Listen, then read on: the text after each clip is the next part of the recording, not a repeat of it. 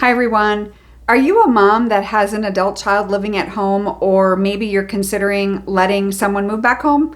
If that's the case, this video is for you. My name is Sally Harris, and I'm a mom who walked a difficult path with my own daughter for over a decade. And while her life spiraled, so did mine. And I promise you, it does not have to be that way. And so today I want to talk about that because I have a lot of moms that I serve that either have a child at home right now for various reasons, or they're considering letting them come back. And so there's some things that I always share with them that I want to share with you in regards to that. So one thing, the first and foremost, is ask yourself why. Why are they moving back home? Is it because they're at home for summer during college?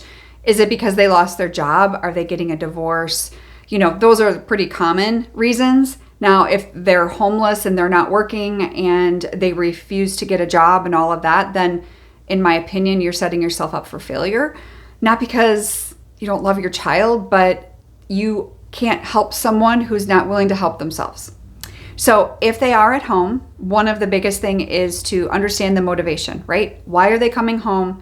You want to be able to have some clear guidelines so you can have a good relationship with them if they're living in your home. Because I promise you, and many of you already know this, is when we have an adult child, even a teenager that's, getting up there, 17, 18, when things are not going well, your home is not harmonious. You're under so much stress, walking on eggshells. And I want you to remember, because I very much remember this, that is something that is not okay. It's not okay for you. It's not okay for your husband, your other children, all of these factors. It's very important that you realize figuring out the motivation and having those clear expectations that if you're going to move back home, we're going to have a written agreement.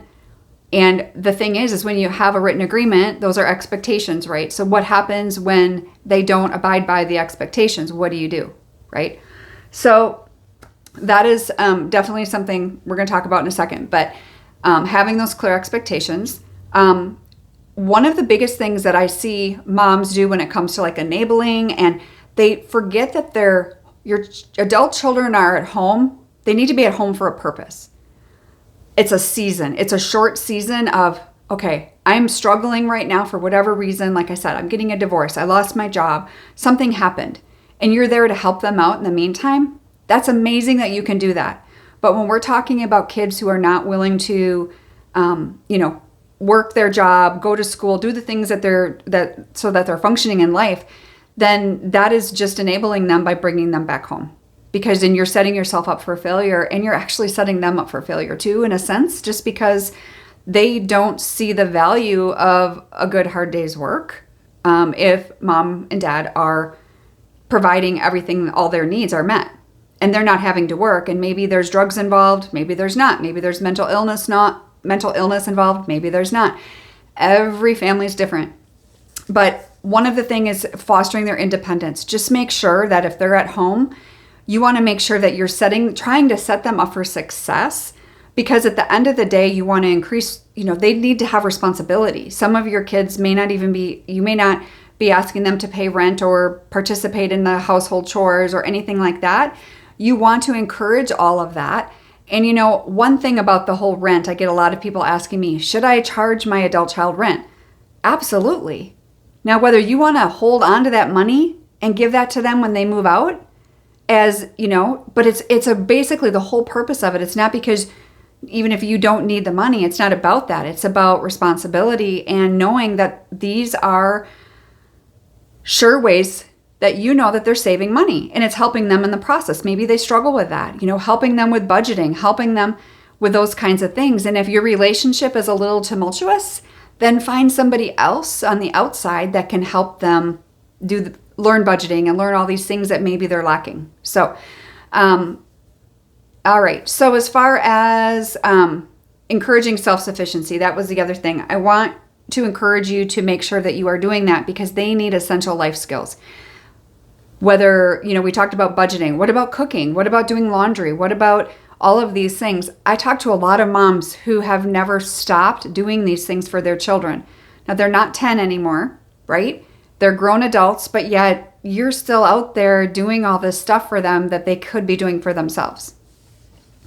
So we want to slowly reduce your involvement in day-to-day life when it comes to chores, responsibilities, all these things that they need to learn. Now, maybe, your son or daughter is having an issue with drugs, for example.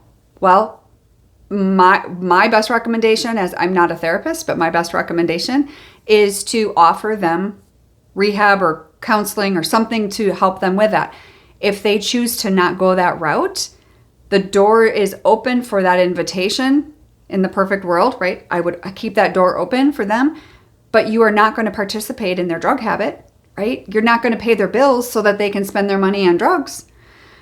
You're feeding their drug habit is all that's happening here. And so I just want to encourage you to think outside the box, think logistically, like think about, what am I doing every time I give my son or daughter money? Where is it going?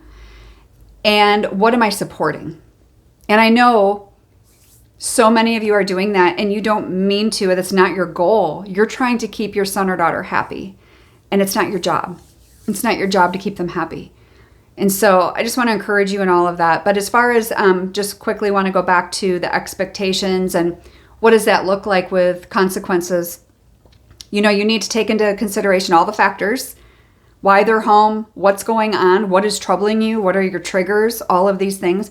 But coming up with consequences is something that and if you're married, you and your spouse have to do that together. So it's harmony in your home with you and your spouse, because the last thing you need is more issues at home with relationships, right? So with that though, having those consequences is being ready to implement. And sometimes, depending on the situation, if there's drugs involved, sometimes, moms do need to have the child exit the home immediately. And sometimes maybe you're going to give them a 30-day notice. You've got 30 days to find a job, or you have 30 days to find a new place to live. And chances are, if that's the case, majority of the time, not always, but majority of the time, they will likely leave before then on their own, because they don't want to wait for you to kick them out. Now, some of you have kids kind of the opposite, where you'll have to literally, I know some parents who have had to do contact their county in their state in regards to having them evicted out of your own home. And that's not something we want to have to do.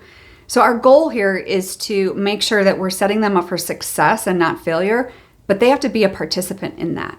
So I hope that helps you today. If you are interested in my summer workshop series, the first one is coming up here in July on the 12th, and that link below, you can join me there in the evening.